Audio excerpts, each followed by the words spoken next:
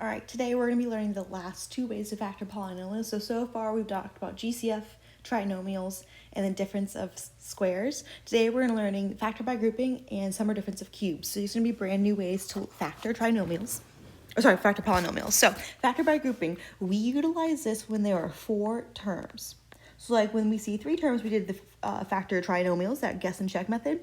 Grouping is going to be the method we use when we see four. So our first example here is x cubed minus 3x squared minus x plus 3. So we're going to kind of walk through the steps here of what we're going to do. So step number one, I'm going to write them out over here, okay, is to group the terms. And how we group the terms is we are just going to separate them right down the middle.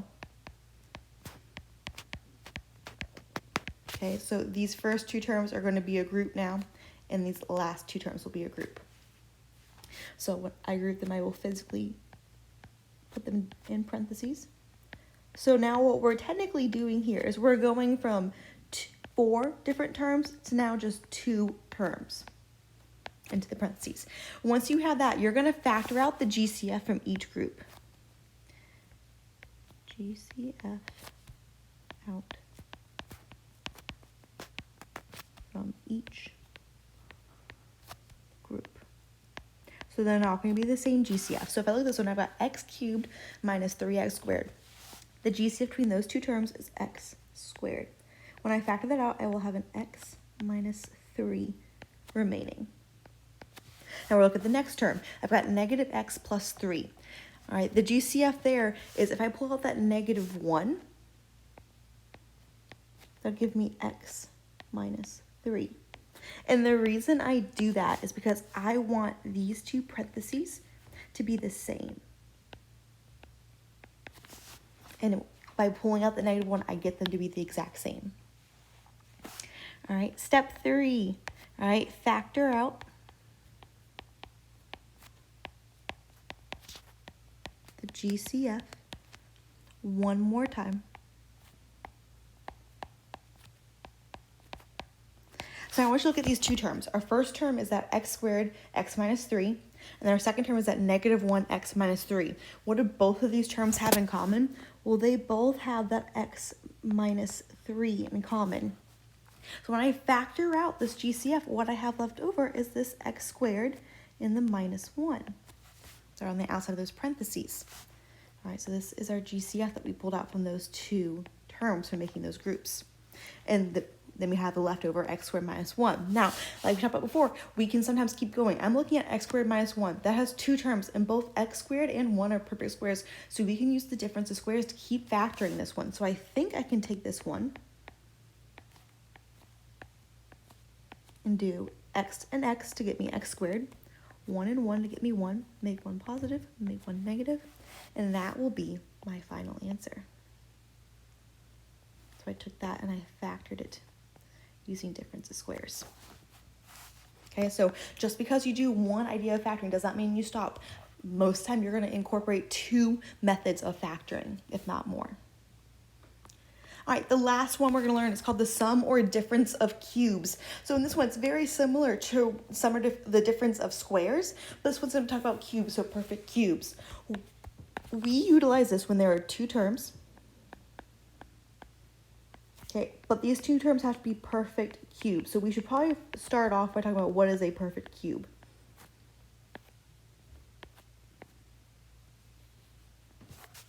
All right, so over here I'm going to make a list real quick of perfect cubes. So perfect cubes.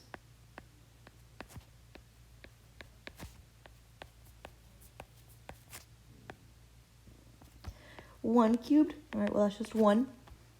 2 cubed, 2 times 2 times 2 is 8. 3 cubed is 27. 4 cubed is 64.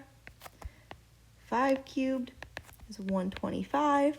So on and so forth. Some exponents are perfect cubes. Anything that has a factor of 3. So y cubed, y to the 6th, y to the 9th, y to the 12th power, so on and so forth. So this is our list of perfect cubes. We're going to keep that handy until we kind of get those down in our head. All right, so with this one, there's actually a formula for this. I'm going to show you what I do first and then talk about the formula afterwards. So if you're looking at this, I have x cubed plus 8. Now this is going to be the sum problem because it has addition between them. All right, x cubed is a perfect square. All right, and 8 is perfect square because that is 2.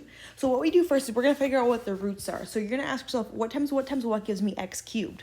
Well, the root of x cubed is just x plus. What is the root of 8? So what times what gives you 8?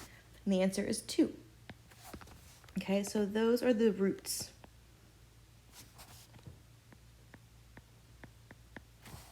Okay, so that's the first round of it. All right, next we take that first root, that x, and we square it. So we're going to say x squared.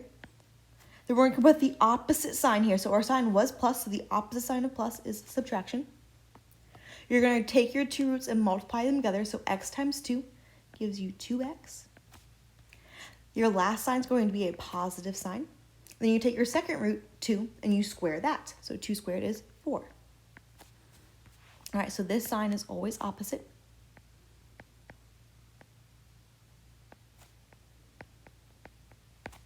And this sign right here is always going to be positive.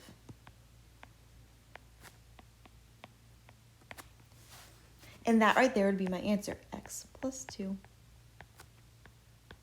X squared minus 2x plus 4. So let's kind of talk about here what that equation looks like. So the equation or the formula for this. And this is one that we're going to have to kind of work out to memorize. You'll have your root a cubed plus or minus b cubed equals. The first parenthesis is just your two roots and whatever sign you start off with. So these two signs will be the same.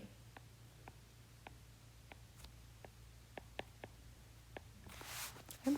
To start for next one, you're going to have a trinomial where your first term is going to be your first root squared. It is then going to be the opposite sign, okay, of what your initial sign was. Then you're going to take your two roots and you multiply them together, a and b. Your last sign is always going to be positive, and you take your second root, b, and you square it.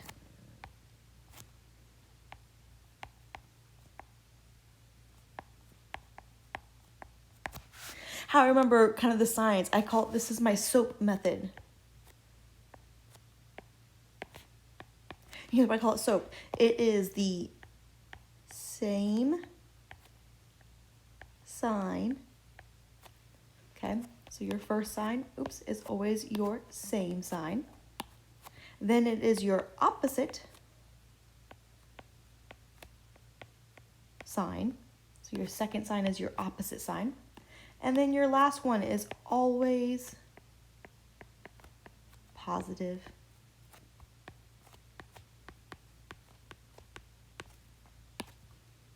So my SOAP method. All right, now that we have that formula kind of down and written down, let's look at another problem here. All right, example 7, we've got 24x to the 8th minus 81x squared. So first off, we're looking at these. None of these are perfect cubes, all right? But we can usually pull out GCF. So if I'm looking at this, the GCF between 24 and 81 is 3. Whoops. And I've got x to the 8th and x squared. The GCF between those two is going to be x squared. So when I factor out 3x squared, I get 8x to the 6th minus 27. 8x to the 6th and 27 are all perfect squares.